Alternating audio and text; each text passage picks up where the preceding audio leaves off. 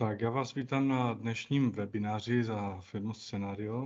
Jmenuji se Ondřej Strachota, u nás vlastně dělám kyberbezpečnost, školení, phishing a antiviry a vlastně celkovou jako takovou kyberbezpečnost. Webinářem vás provede tady kolega Petr Stoklasa za firmu Foresight Cyber. Dobrý den.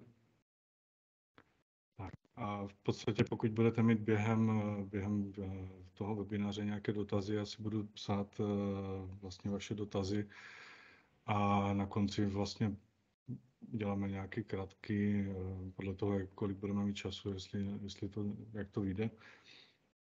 A budeme vlastně zodpovídat ty vaše dotazy, takže klidně se ptejte v chatu a my si to budeme zapisovat a potom vám zodpovíme ty dotazy.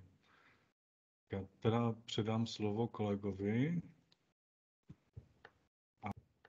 a můžeš začít.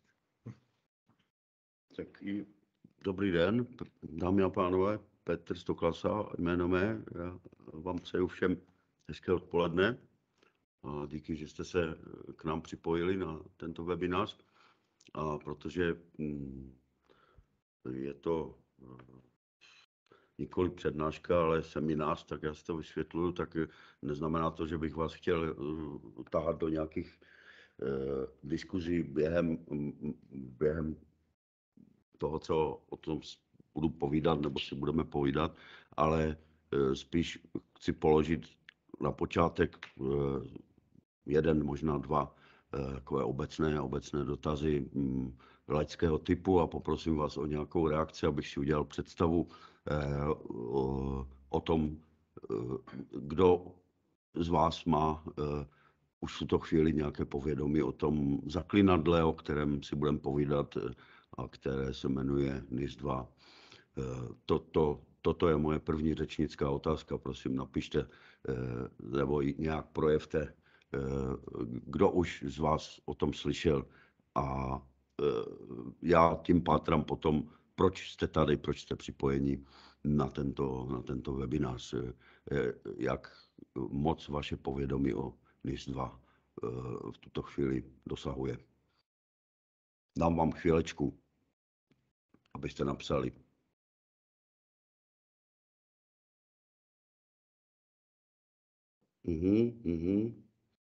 Trochu, zatím nic, jsem zvědavý, co to je, mám základní info, zjišťuji, zda je to v naší firmu povinné, celý pravidelně opakování mám povědomí o NIS, slyšel, základní povědomí, už jsem si něco nastudoval, no čili já, jak to tak tady taky trochu sleduju ty vaše reakce, děkuji za ně, tak vůbec nebude asi od věci, když bych to proletěl, takovou tu základní informaci o tom, kde se to tady vzalo úplně od počátku, tak aby ti, kteří mají základní nebo žádné informace, se dozvěděli to nějakým způsobem průřezově, dejte nám ti ostatní chvílečku času na to. Jo. To znamená, o co přesně jde, když se řekne NIS, jo. Je to směrnice Evropské unie, která je zkrátkou toho sítě a informační systémy, co tady svítí na tom slajdu. Byla to norma, která se jmenovala NIS, dneska za ní dáváme NIS 1, protože tady to, o čem budeme mluvit, je už druhá verze této evropské směrnice, která vstoupila v platnost v roce 2016 a jako taková byla první legislativa v oblasti kybernetické bezpečnosti na úrovni celé Evropské unie. No a v tu chvíli, kdy tato NIS _1 směrnice vstoupila v platnost na úrovni evropské, tak my jsme už měli v Česku národní zákon o kybernetické bezpečnosti a ten nějakým způsobem zohlednil pak i platnost té evropské normy NIS a funguje do této chvíle v takovém stavu, v jakém je jeho poslední novela a stále platí. Ten zákon o kybernetické bezpečnosti, který stále platí, je takový informace pro kontext, protože ta kyberbezpečnost a legislativa kolem ní není v českých zemích nic nového, je to tady, jak vidíte, už od roku 2014 dokonce. Jo. Takže to povědomí o tom, že i kybernetická bezpečnost je upravována nějakou legislativou, určitě kolem vás všich uší už šlo, ale protože možná organizace, instituce, firmy, pro které pracujete,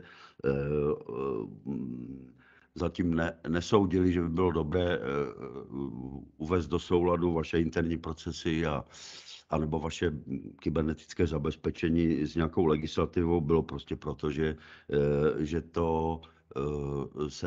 se ta legislativa na tyto společnosti nevztahovala a tím pádem nevztahuje.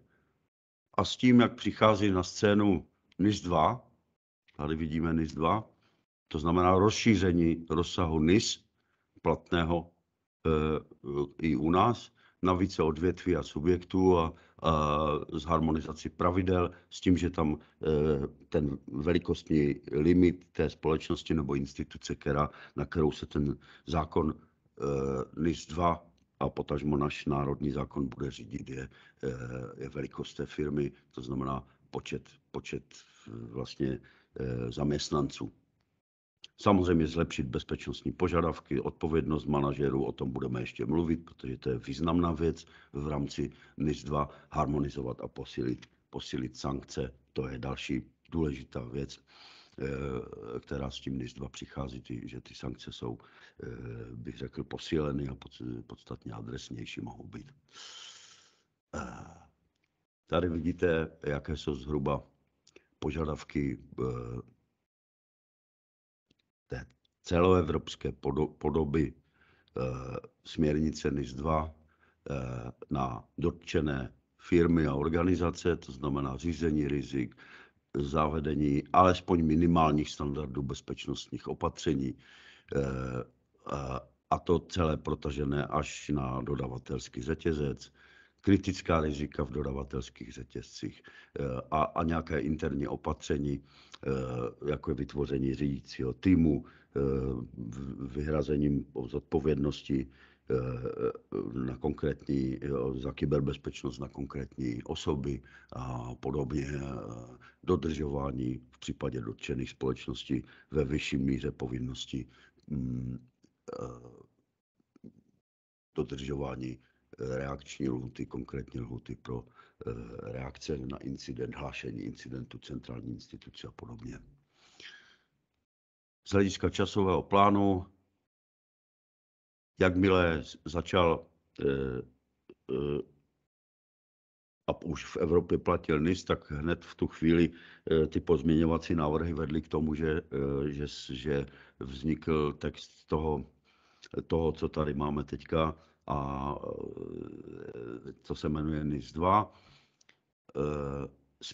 Tato směrnice NIS 2 byla na úrovni Evropy zveřejněna oficiálně na podzim 2022 a členské státy, jak vidíte teď na obrazovce, mají 24 měsíců na to, aby směrnici převedli do svého národního práva a aby u nich vešla v platnost, to znamená prošla legislativním procesem. Podle posledních informací, které mám z nějakého semináře konaného v minulém týdnu v Poslanecké sněmovně, při těch informacích, které tam zazněly z Národního ústavu, z Národního úřadu pro kybernetickou informační bezpečnost, je to tak, že novela našeho kybernetického zákona, která zohledňuje požadavky NIS 2, prošla mezirezortním připomínkovým řízením a byla 22.12. nebo 23.12. minulého roku 2023 posunuta do Legislativní rady vlády.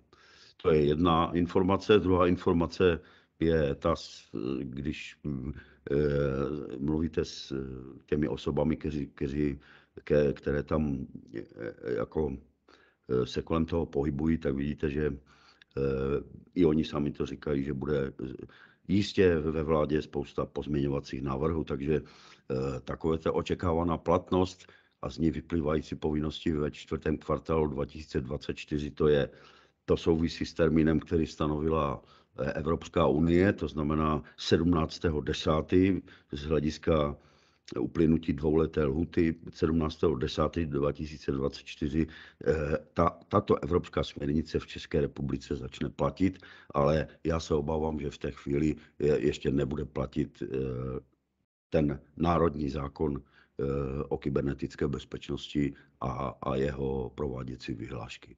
To si troufnu říct, že i kdyby to se podařilo udělat do konce tohoto roku, to znamená roku 2024, tak bych se hodně divil. Ale tu uvidíme, jak to bude postupovat. Budeme to sledovat. V každém případě ten časový plán ukazuje na to, že ty povinnosti, které se na vás buď budou nebo nebudou vztahovat, anebo vztahovat v nějaké míře větší nebo menší, ty v každém případě budou nějakým způsobem vyžadovány od počátku příštího roku. A už určitou dobu, je to půl rok, ten název vlastně té celoevropské normy NIS 2 je velmi žhavé téma, hlavně v těch kruzích, ve kterých se pohybujeme my, to znamená společnosti, které se pohybují z té straně dodavatelského řetězce, na té straně dodávající zabezpečení technologie, protože právě všichni cítíme, že ta potřeba uspokojit ty kyberbezpečnostní požadavky v následujícím období bude velká. Takže z toho vyplývají i kapacitní důsledky a věci, o kterých si možná ještě řekneme. V každém případě do konce roku 2024 bych nedoporučoval s tím čekat, ať už si myslíte, že ty povinnosti se vás týkat budou a nebo nebudou. Čistě jen proto, a protože vím, že jste někteří psali, že jste tady čistě proto, abyste vyzkoumali, jestli se vás to bude týkat nebo ne, tak to je právě přesně otázka, na kterou jsme schopni ve spolupráci s vámi nějak odpovědět, ale tu odpověď vám přirozeně nebudu schopen dát teďka při tomhletom webináři, to se omlouvám.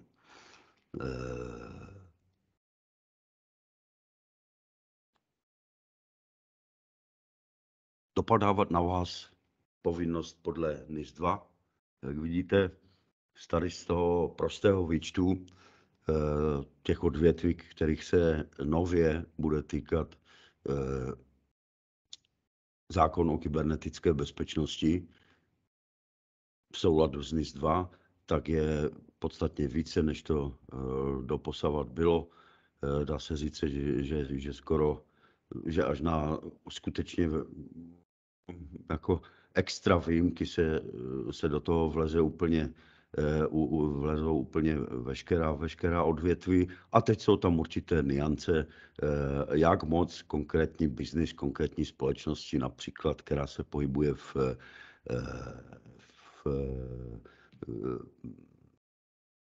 v chemii, výroba, distribuce nebo například v nakládání s odpady, tak tam je potřeba například jako to pečlivěji zkoumat, do jaké míry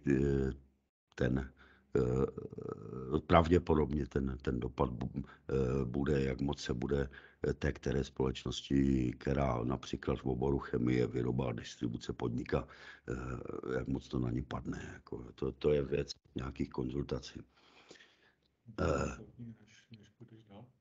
Ano? Tady zazněl dotaz, co státní správa a samospráva a obce ORP. Děkuji za tu otázku. Tady z tohohle přehledu, který teď tady svítí a svítil před chvílí, to přímo nevyplývá, ne, není to tady uvedeno, to je zvláštní, protože samozřejmě, že státní a veřejná správa v tuto chvíli až po úroveň ORP do toho padá automaticky. V nějakém rozsahu vyšším či nižším. Podle úrovně subordinace. Ale na tu otázku ano, státní a veřejná správa tam spadá až po úroveň ORP a je samozřejmě předmětem ještě stále sporu, a myslím si, že i během schvalování toho zákona bude předmětem sporu, do jaké míry to bude ještě dále větveno na ty další úrovně těch obcí nebo na jaké úrovni se to zastaví, nevíme to ještě. To musím říct upřímně, o tom ještě bude debata. Jo, a v každém případě to znamená zase jenom navrat k tomuhle slajdu, že nemusíte čekat až do konce roku 2024, to není propaganda, to je jenom praktický pohled na věc. Určitě se vás to nějak týkat bude. Co bych udělal já, zjistil bych, že jestli ano, tak jak moc. A minimálně toto bych udělal v tuto chvíli. To je jenom praktická rada. Jo.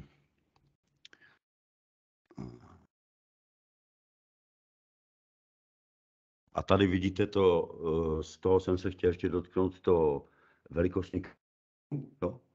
V posledních 2 finančních letech více než 50 zaměstnanců nebo roční obrat přesahující 10 milionů eur budou muset splňovat požadavky směrnice. Jo.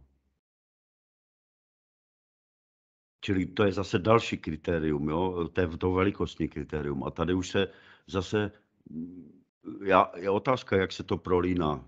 Jo? Jestli tady třeba to velikostní kritérium neznamená, že všechny podniky bez ohledu na to, jakou už se pak nezkoumá, jestli podnikají v tom nebo v onom, tohle budou muset splňovat, když splní tato 2 kritéria, roční obrat a více než 50 zaměstnanců. To se pak teprve uvidí. Čili samozřejmě ten odhad, kolik těch společností v České republice tato povinnost, kolika se bude týkat více nebo méně, byl ze začátku přibližně 6 000 subjektů. Teďka se to pohybuje kolem 10-11 000 subjektů a ještě když to vezmeme jako dodavatelské řetězce, tak ten počet půjde určitě ještě nahoru. Jaká opatření budou muset subjekty přijmout? Vidíte tady, že všechny budou muset učinit nějaké analytické kroky, to znamená definovat aktiva, jednoduše řečeno, určit, co je tím subjektem bezpečnosti, kyberbezpečnostní obrany.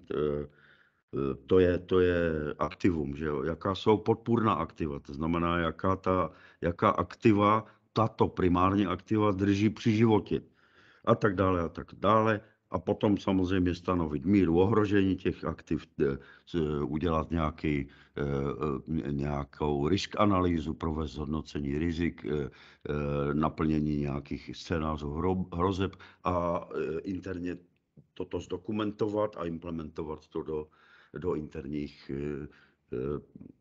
směrnic té organizace, včetně organizačních opatření. No a ta technická opatření, to je právě to, co musí z praktického pohledu následovat, nebo by mělo být jako paralelní s tím splněním této zákonné povinnosti po stránce litery zákona, to znamená s dokumentováním takovou tou papírovou válkou kolem toho. No a pak jsou technická opatření, která je potřeba implementovat nějakým smysluplným způsobem za rozumné peníze doručit a tak, aby byly uvedeny v činnost, aby plnili svoji kyberbezpečnostní ochrannou funkci.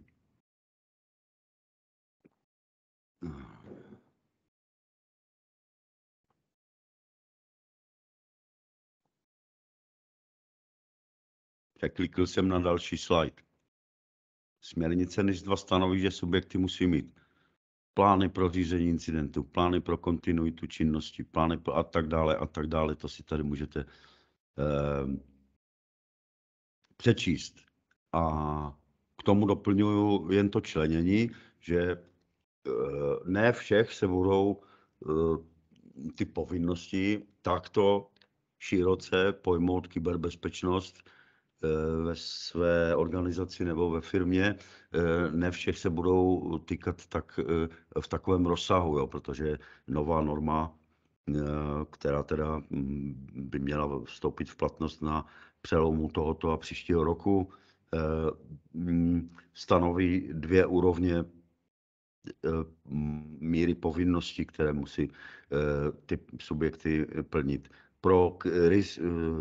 Pro ty nejrizikovější subjekty z hlediska fungování státu a základních služeb jsou to ty povinnosti, které patří, jsou nazývány vyššími povinnostmi jako v liteře toho návrhu tohoto zákona, a pak jsou povinnosti nižší. A teď je otázka, jako kde se bude lámat chleba, u kterých těch organizací už to budou prokazatelně nižší, u kterých prokazatelně vyšší. To je otázka jako konkrétního subjektu. Tady jsme to vyjmenovali všechno pro ty vyšší povinnosti. Jo.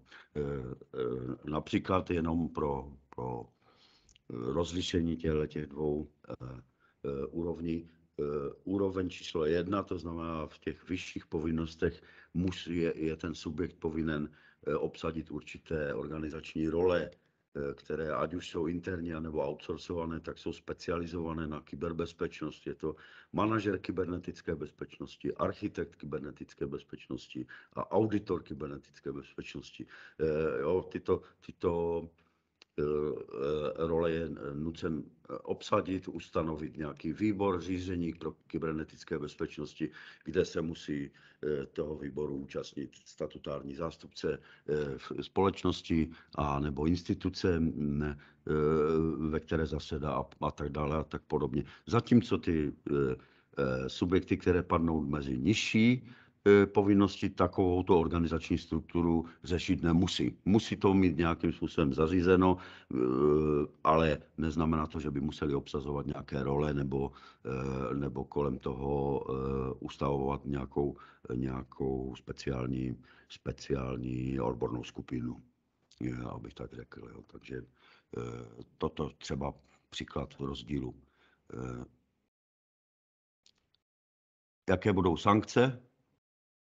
Samozřejmě musí určit příslušné orgány a udělit jim pravomoc. V tuto chvíli stále je a bude příslušným orgánem v České republice Národní úřad pro kybernetickou informační bezpečnost, který má tu funkci kontrolní a v případě potřeby i sankční. Vidíte to, že tady ten poslední odrážka je maximálně výše pokut, maximálně 2 miliony eur nebo 1% z celkového obratu, což jako není zase tak úplně málo. Teď tady se dostáváme do stavu, kdy si můžeme říct, jak by se dalo přistoupit a přichystat se na normu NIS2 v praxi.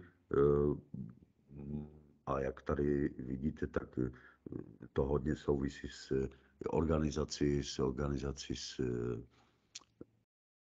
s procesy ve firmě, s nastavením nějakých nových, pro ty firmy dosud nevídaných interních norem, jako je vytvoření bezpečnostní politiky a identifikace rizik, hrozeb a jejich zhodnocení a podobně a za ustavení nějakých procesů, reakců na incidenty a podobně. Toto všechno jsou věci, kterým více nebo méně se ty firmy musí zabývat. Ti, kteří jsou v menších povinnostech, něco takového určitě budou muset mít, akorát v menším. Jo? Já vám to takto selsky řeknu, prostě akorát v menším. Jo, to znamená, že není to tak, že by se někdo nějak extra z těch organizačních opatření něčemu vyhnul. Jo. No a pak jsou tam technické postupy, to zase odpovídá takové té ajťáčtině, to znamená zabezpečení přístupu, jo, monitorování a detekce nějakých anomálií v provozu, v přístupu k infrastruktuře, šifrování, ochrana dat, to všecko NIS 2 vyžaduje, specifikuje ještě přesněji a ještě rozsáhleji než stávající zákon o kybernetické bezpečnosti, protože to zasahuje větší, bych řekl, počet odvětví. Takže takové ty standardní věci, síťová bezpečnost, zálohování, ochrana koncových zařízení a všechno, prostě to, co se týká ochrany dat a jejich možného ohrožení jakýmkoliv způsobem.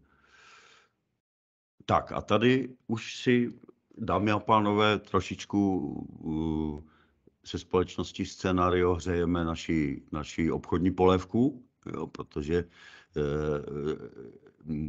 nemůžeme tu prezentaci zakončit, aniž bychom vám nenabídli některé z našich služeb, které můžeme případně s vašimi kolegy, tady s našimi kolegy, vy s obchodníky a s produktovými specialisty diskutovat.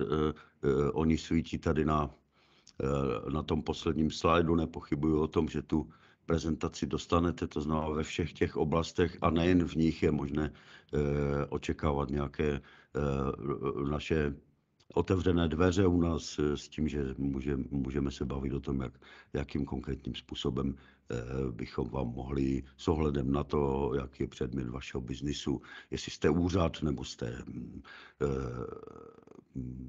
normální komerční společnost s nějakým přístupem ke každému z těch typů subjektů podle toho, co ten, který potřebuje.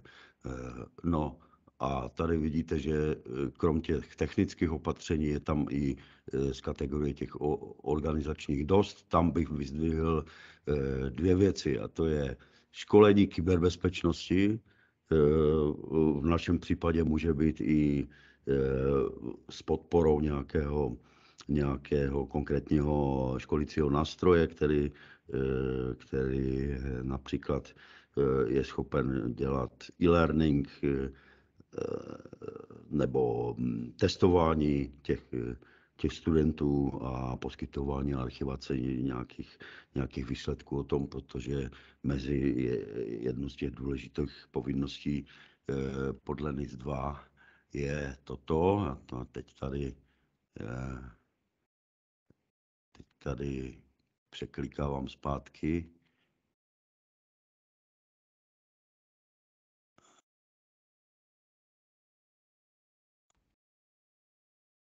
Ano, tady další klíčový prvek.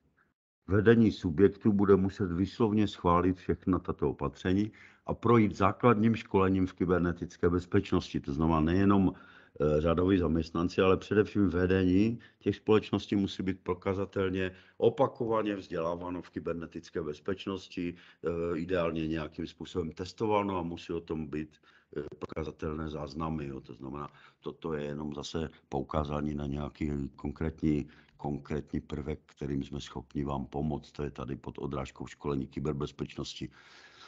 A mezi ty organizační další, které bych uvedl, a to je ta poslední odrážka, to je ten cyber consulting, protože samozřejmě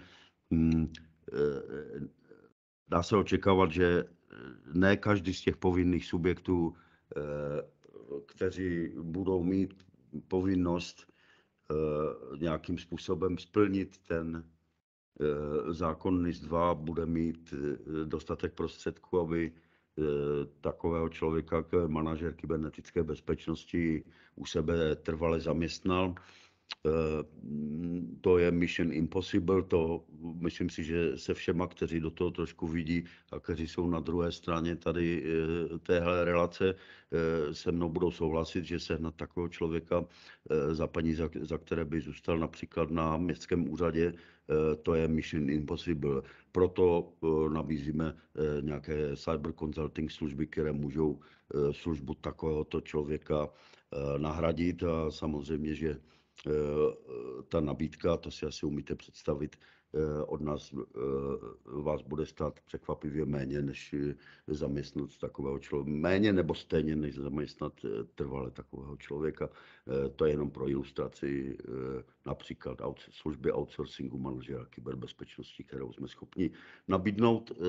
A i těm, kteří jsou nerozhodně v tuto chvíli, bych doporučil udělat alespoň konzultaci v téhle oblasti, jak moc se to bude týkat a já se s vámi se všemi rád potkám osobně v případě, že bude možné se s vámi osobně sejít a budete mít chuť si o tom povykládat nějakým způsobem do detailu s ohledem na to, kde budeme zrovna návštěvou u koho z vás sedět, což bych si přál, protože takhle je to skrz ten webinář má ten půvab pro mě ten, že se dívám celou dobu do té obrazovky s tou prezentací a nemám proti sobě žádné konkrétní obličeje. Ale to už je ten úděl těch webinářů. Takže znova pojďme se potkat. Já jsem pro a pokud máte chuť, tak prosím se hlaste a přijedeme za vámi na návštěvu. Tak, z mé strany je to vše, dámy a pánové.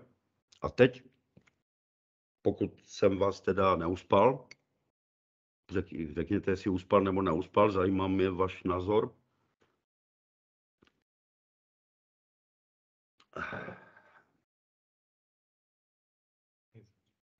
Jaká jsou nižší opatření?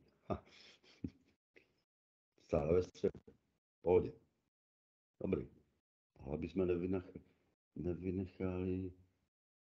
Jo, obce HORP, to jsem říkal, pak je, jaká jsou nižší opatření. To prostě říká hned potom. Jo, říkal, jo, takže stále ve střehu. Čili vypadá to, že stále ve střehu v pohodě, takže já otevírám tuto chvíli krátkou diskuzi, jak říkal kolega Strachota hned na začátku. Je to tak, že když bychom se moc rozkecali a nezbyl nám čas na to, abychom odpověděli všechny otázky takhle online, tak vám pošleme nějaký názor, reakci na vaše další dotazy mailem, není to problém. Já jsem jedno oko teď, protože ucho ne, já se musím přečíst vaše dotazy z toho, tak jsem jedno oko. Ten předposlední pana. Pěkný. Nahoře. Ten tady? Předposlední. Norma. Jo. Aha. A tady by měl být. Ale ve střehu v pohodě. Aha. Takže asi nejsou. Mám tomu rozumět, dámy a pánové, tak, že nejsou z vaší strany žádné dotazy, nic tady nevidím. Ano, vidím tady. Ano. Ano, může být. To záleží, jak se v té spolupráci hluboko dostaneme, jo, protože minimálně, pokud máte zavedenou 27 000 jedničku, tak minimálně, nicméně, a to není, že si hřeju po obchodní polívku, by bylo dobré se na to podívat z pohledu vašeho biznisu, jestli by tam u té 27 000 jedničky, krom toho, že na ní napíše, že to je NIS 2, jo, udělat nějaké drobné změny a vydat to jako NIS 2 a hotovo 20. Jako to vám můžu říct, že tam to nebude těžká úloha ve vašem případě, paní Černá. Promiňte.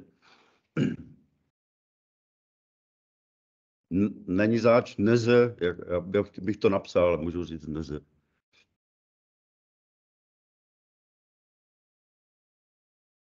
Tak ještě někdo něco? Tvorba směrnice pro kyberbezpečnost, nedořekl jsem to, ano, ale je potřeba začít jiným způsobem a to je prostě udělat ten rozbor. Já jsem to říkal v té prezentaci, to bylo a je to ta gap analýza. Jo? Tam u těch subjektů, kde to dává smysl, se dělá úplně jako první věc gap analýza, to znamená porovnání požadavku toho zákona stávajícího s přihlédnutím k tomu navrhovanému, s tím aktuálním stavem jak interní legislativy, tak i technických opatření u vás. A to je první věc. No a pak se musí stanovit nějaký postup na základě zase analýzy rizik a stanovení aktiv a priorit se musí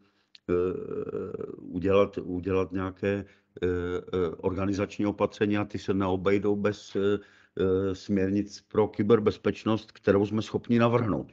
Je tak v tomto smyslu odpovím. To jsem se rozkecal, ale jako celý jsem se snažil popsat ten proces, jak se k tomu dostaneme. Jak hluboko se jako k tomu dostaneme. Je to dostatečná odpověď na vaši otázku, pane Kohle?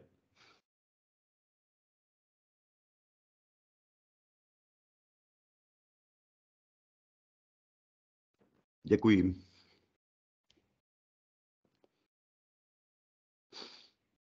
Anybody else?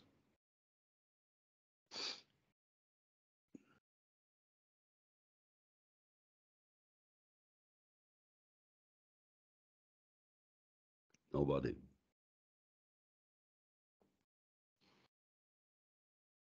Takže žádné další dotazy nejsou. Poslední sázky? Poslední sázky? Nejsou? Takže já vám moc děkuji za vaši účast, za pozornost. Můžeme způsobem, který jsem navrhoval během té prezentace, zůstat dále v kontaktu a já věřím, že o to se postarají tady kolegové na další komunikaci s vámi a já se těším na osobní setkání. Hezký zbytek dne všem přeju. Naschledanou.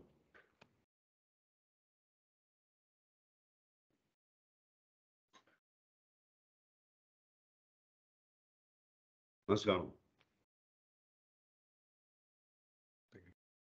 Děkujeme. Kdyby ještě někdo měl nějaký dotaz, tak klidně můžete ještě poslat do chatu, pokud to ještě budeme, když tak ještě odpovíme přes ten chat. A jinak se loučíme. Děkujeme.